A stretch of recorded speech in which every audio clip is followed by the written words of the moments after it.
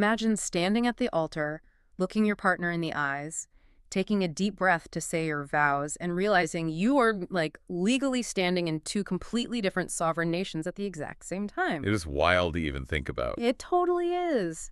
Welcome to today's deep dive. If you're listening to this, you are probably someone who, looks at the standard cookie cutter wedding banquet hall and thinks, what else is actually out there? Exactly. Our mission today is to help you navigate the incredibly overwhelming world of wedding planning.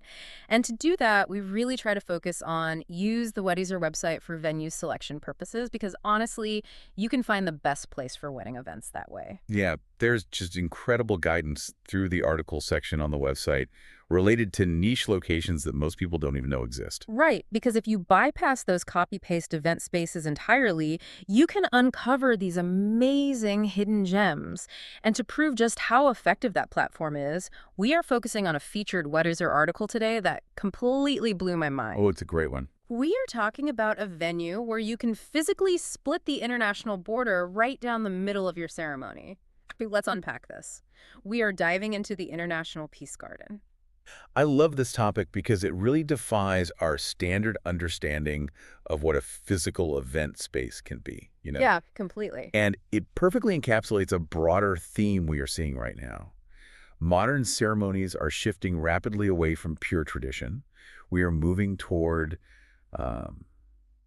deep symbolism and highly experiential events. Like it's not just a party anymore. Exactly. Yeah. Couples are no longer just looking to host a lavish dinner party. I mean, they are trying to curate a meaningful narrative for themselves and for their guests. Which makes total sense. I want to start with the actual geography of this place because it feels like the ultimate geographical metaphor. Oh, absolutely. We move from just searching for inspiration on the Weddizer website to the stunning reality of this specific location. So the International Peace Garden is nestled directly on the border of the United States and Canada. North Dakota on one side, Manitoba on the other. Right, and the mind-bending detail from the source material is the physical setup.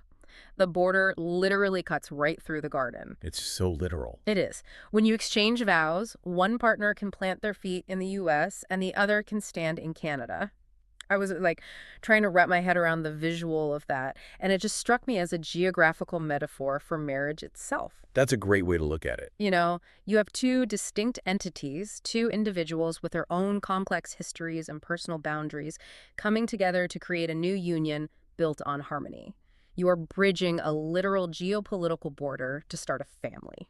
Well, what's fascinating here is how the historical context of the garden amplifies that exact metaphor. Okay, how so? The International Peace Garden wasn't built to be a wedding venue. Oh. It was established back in 1932 specifically to celebrate and cement the peace between these two nations. Oh, wow. I didn't realize it was that old. Yeah, it is a living monument to the fact that two massive entities can exist side by side without conflict. So when a couple chooses to marry there, they are taking this macro-level international concept of diplomacy and peace, Right. and they are mapping it onto the micro-level commitment of starting a life together. You are essentially borrowing the gravitas of international relations for your own relationship. Borrowing the gravitas of international relations. I mean, that is a heavy concept for a Tuesday afternoon wedding. It really is. It gives me chills just thinking about the emotional weight of standing on that line. You aren't just standing in front of some pretty botanical flower arrangements. You are standing inside a physical monument to getting along. And that emotional depth elevates a wedding from a standard calendar event to a profound historical milestone for the family. You are embedding your personal love story into a much larger historical narrative. Yeah, that makes it so much more than just a photo op. Definitely. And from a psychological perspective, that changes how the guests experience the day. They aren't just attending a party, they are witnessing a symbolic treaty. A symbolic treaty. I love that. But achieving that perfect symmetrical peace in a botanical garden comes with a very specific aesthetic reality, right? Of course. Because if you are going to ask your friends and family to travel to an international border, the space itself needs to justify the journey. Has to look the part. Exactly. The Weddizer article details a few key spots within the garden that curate this aesthetic experience, and I want to look at how they function. The first one they highlight is the sunken garden. Oh, the sunken garden is stunning. The article mentions it features these highly symmetrical floral arrangements and is ideal for intimate ceremonies. I can visualize how that works mechanically. How do you mean? Well, a sunken garden naturally creates a topographical boundary.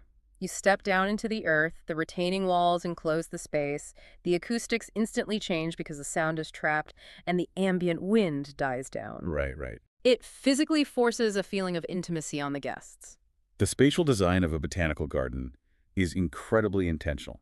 It acts almost like invisible architecture. Invisible architecture, yeah. In a sunken garden, the symmetrical design naturally draws the eye down and into the center point, which, in this context, is the couple. The landscape architect is basically doing the work of a director of photography. Oh, forcing the audience to focus on the union. Exactly. It is highly structured, deliberate beauty. Okay, so then you move to the formal garden area, which the article describes as having wide open spaces surrounded by meticulously designed flower beds and sweeping pathways. Right, that's the big one. Yeah, this seems geared toward the bigger guest list. It is where you get that grand cinematic scale.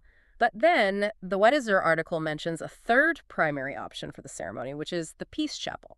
Ah, yes. It is described as a serene indoor space. Now, this is where I get confused. Why is that? If I am booking an outdoor botanical garden that is globally famous for its vibrant tulips, its lush greenery, and its open-air border crossing, why on earth would I voluntarily choose to go inside a chapel? I know, it seems entirely counterintuitive at first glance. Right. Like you go to a garden to be in the garden. Exactly. But this raises an important question about the reality of event planning and maintaining the conceptual integrity of a wedding. Okay. First, from a thematic perspective, the Peace Chapel is explicitly designed to maintain the garden's symbolic essence. It's built right on the site, often incorporating natural stone and large windows. So you still feel like you're there. Yes. Yeah. You aren't losing the theme of international unity just because there's a roof over your head.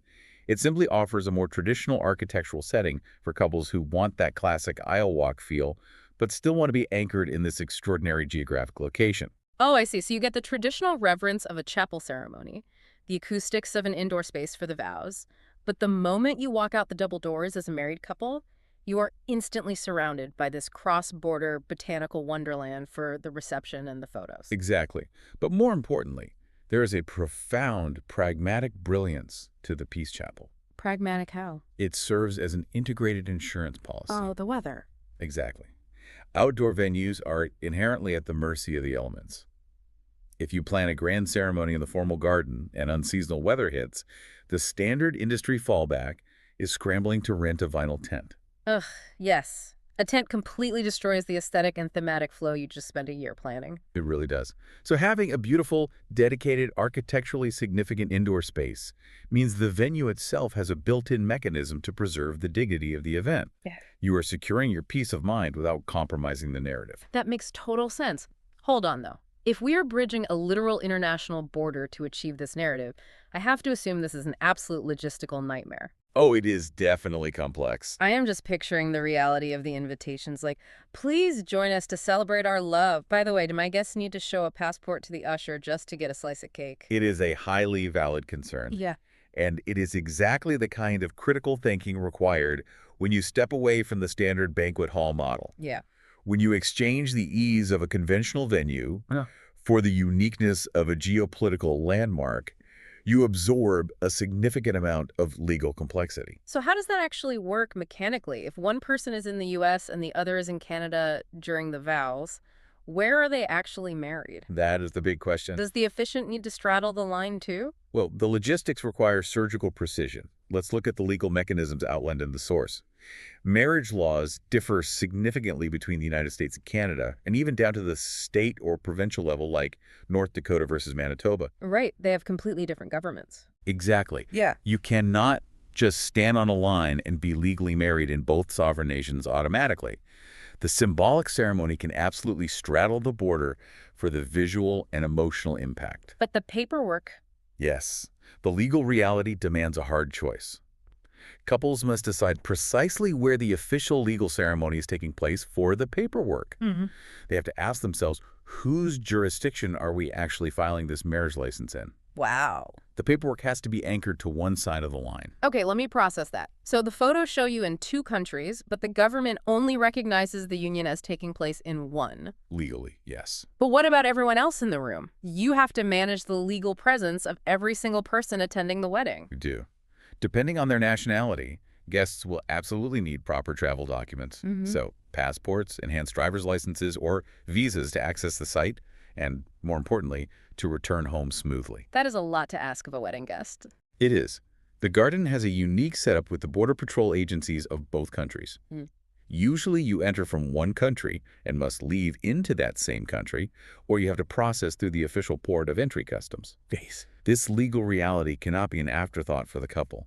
It must be clearly, perhaps repeatedly, communicated in the invitations, on the wedding website, and in follow-up emails. And imagine the vendors. If I hire a caterer from North Dakota and they set up the buffet tables, but half the reception area drifts into Manitoba, I mean, do they need a work visa to carry a tray of appetizers across the room? Cross-border access for vendors like caterers, photographers, florists is a unique and formidable hurdle. It's like trying to use a European plug in an American outlet. Ah, You need an adapter, and in this case, the adapter is a mountain of pre-approved customs paperwork. You cannot just hire any local vendor. You must hire experienced professionals who have navigated these specific customs and border protection protocols before. because otherwise they might get stopped. Exactly. Think about a photographer. If an American photographer walks across the line into the Canadian side of the garden with $20,000 worth of camera gear, and they try to walk back, Border Patrol might flag them for importing commercial goods. Oh my gosh, I didn't even think about that. They need an equipment manifest prepared in advance. Or consider the caterer. Bringing raw agricultural products, certain flowers, or specific foods across an international line can violate border agriculture laws. Wait, really? Yes. Imagine a florist whose imported tulips get seized at customs because of a soil technicality. It is a disaster you have to plan for. That is intensely stressful to even think about. But this is exactly the actionable takeaway from the Weddizer article. This is why using a dedicated resource for venue selection is crucial. Absolutely. You cannot just stumble into a location like this blindly because you saw a pretty picture on social media. You need early awareness. The article explicitly warns couples about these mechanisms. Right, like needing to book far in advance for peak bloom seasons.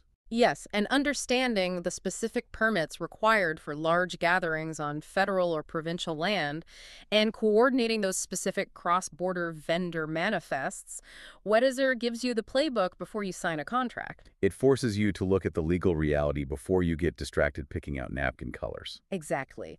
It bridges the critical gap between inspiration and execution.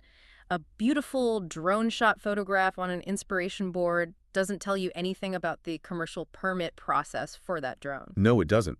Deep dive articles do. In the realm of non-traditional event planning, knowledge truly is the most valuable currency.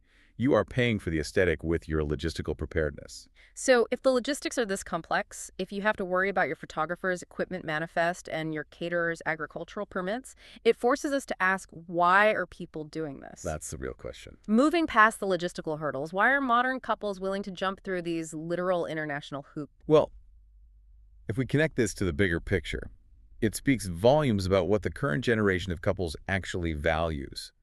The friction of the planning process is considered a worthwhile trade-off for the depth of the result. Experiential is the new traditional. We are seeing a massive wave of couples completely abandoning the easy, all-inclusive banquet halls for these highly engaging interactive events. Definitely. And let's be honest about one aspect of this part of the appeal is the unbelievable viral content potential. Oh, for sure. The Weddizer article specifically mentions the visual impact of getting drone shots right over the international border.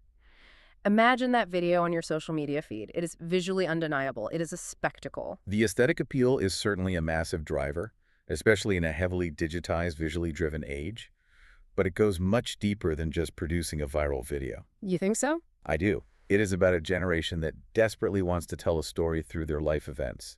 They want their wedding to be a narrative reflection of who they are, what they have overcome, and what they stand for. Yeah, that makes sense. They view the venue as an active participant in that storytelling, not just a passive backdrop. Okay, so how does a binational venue help tell that story, functionally? Beyond just being a cool trivia fact for the guests, what is the actual utility of a border for a modern couple? Think about the demographic realities of modern marriage. We live in a highly globalized society.